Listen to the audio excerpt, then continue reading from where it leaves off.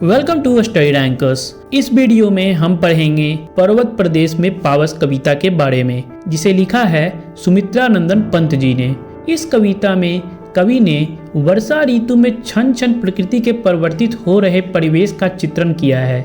बादलों और धूप की आंख मिचौली के कारण प्रकृति प्रतिपल अपना रूप बदल रही है। श्रृंखलाबद्ध पर्वत अपने ऊपर खिले हुए फूलों के रंगों के माध्यम से तालाब के जल में अपना प्रतिबिंब देखकर अपने सौंदर्य को निहार रहे हैं। पर्वत शिखरों पर खड़े हुए ऊंचे ऊंचे वृक्ष शून्य आकाश की ओर देख रहे हैं, लेकिन अचानक बादलों के घिर आने से कुछ भी दिखाई नहीं देता। मूसलाधार वर्षा के कारण भयभीत होकर साल के वृक्ष जैसे धरती में समा गए हों। कोहरा छा जाने से ऐसा प्रतीत हो रहा है मानो तालाब में आग लग गई हो और वहीं से धुआं उठ रहा हो। इस प्रकार बादल रूपी वाहन में विचरण करते हुए इंद्र अपना खेल खेल रहे हैं। चलिए अब पाठ को शुरू करते हैं। पावस ऋतु थी पर्वत प्रदेश, पल पल परिवर्तित प्रकृति वेश, मेघलाकार पर्वत अपार, अपने सहस्त्र दीर्घ सुमन फाड़, अवलोक रहा बार बार, नीचे जल में निज महाकार, जिसके चरणों में पलाताल, दर्पण सा फैला है विशाल। कवि कहते हैं कि पर्वत प्रदेश में वर्षा ऋतु थी।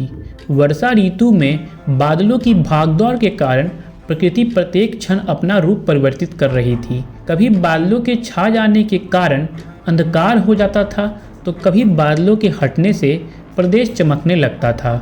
इस प्राकृतिक वातावरण में श्रृंखलाबद्ध विशाल पर्वत अपने फूल रूपी नेत्रों से नीचे शीशे के समान चमकने वाले तालाब के जल को देख रहा है। इससे ऐसा प्रतीत होता है कि मानो यह तालाब पर्वत के चरणों में फैला हुआ है और एक विशाल दर्पण जैसा लग रहा है। पर्वतों में उगे हुए फूल कवि को पर्वत के नेत्र जैसे लग रहे हैं, जिनसे पर्वत दर्पण समान तालाब में अपनी विशालता और सौंदर्य का अवलोकन कर रहा है। अब कला पक्ष देख लेते हैं। संस्कृत निष्ठ शब्दावली का प्रयोग किया गया है। पर्वत प्रदेश परिवर्तित प्रकृति में अनुपास अलंकार है। पल पल बार बार में पुनरुक्ति प्रकाश अलंकार है। दीर्घ सुमन में रूपक अलंकार तथा दर्पण सा फैला में उपमा अलंकार है। चित्रात्मक शैली का प्रयोग हुआ है। गिरी का गौरव गाकर झरझर, मद में नस नस उत्तेजित कर, मोती की लड़ियों से सुंदर, झड़ते हैं झाग भरे निर्झर, गिरिवर के ऊपर से उठ उठ कर, उच्चाकांक्षाओं से तरुवर, हैं झांक रहे नीरव नभ पर, अनिमेष अटल कुछ चिंता पर। कवि के अनुसार पर्वतों से निकलने वाले झरने मानो पर्वत का यशोगान गाते हुए कलकल स्वर करते हुए बह रहे हैं। इन झरनों की करतल ध्वनि कवि के नस नस में उत्साह का संचार कर रही है। झरते हुए पानी की बूंदें मोतियों के समान सुशोभित हो रहे हैं। पर्वत की चोटियों पर खड़े ऊंचे ऊंचे वृक्ष शून्य आकाश की ओर एकटक देखते हुए ऐसे लग रहे हैं मानो ऊंचा उठने की आकांक्षा से चिंता मुक्त कोई व्यक्ति स्थिर भाव से अपने लक्ष्य की प्राप्ति में लगा हुआ है। अब कला पक्ष देख लेते हैं। संस्कृत निष्ठ शब्दावली का प्रयोग किया गया है। झड़झड़, नस नस, उठ उठ में पुनरुक्ति प्रकाश अलंकार है। झड़ते झाग, नीरव नव, अनिमेष अटल में अनुप्रास अलंकार है। मोतियों की लड़ियों से सुंदर, उच्चाकांक्षाओं से तरुवर में उपमा अलंकार है।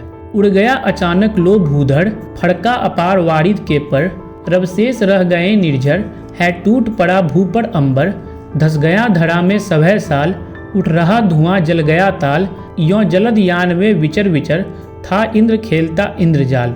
कवि कहते हैं कि इस पल पर बदलते मौसम में अचानक से वह पहाड़ जो अभी तक दिखाई दे रहे थे वह ना जाने कहाँ चले गए हैं। यानी वर्षा ऋतु में बादलों के छा जाने से ऐसा लगता है मानो अचानक बादल रूपी बड़े बड़े पंखों को फड़फड़ाकर पर्वत कहीं उड़ गया हो। बादलों के कारण पर्वत दिखाई नहीं दे रहा है, केवल झरनों के बहने की आवाज़ सुनाई दे रही है।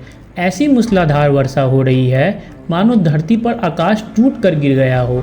इस वातावरण में शांत स्वभाव वाले साल के वृक्ष भी धरती के अंदर धंस गए हों। कोहरा इतना फैल गया है मानो सरोवर जल गया हो और उसमें से धुआं उठ रहा हो। इस प्रकार से बादलों के यान में बैठकर इंद्र वहां अपने जादू के खेल दिखा रहे हैं। अब कला पक्ष देख लेते हैं। संस्कृत निष्ठ भाषा का प्रयोग किया गया है। अपार वारिद के पद में रूपक अलंकार और विचर विचर में पुनरुक्ति प्रकाश अलंकार है। चित्रात्मक शैली और दृश्य बीम का प्रयोग किया गया है।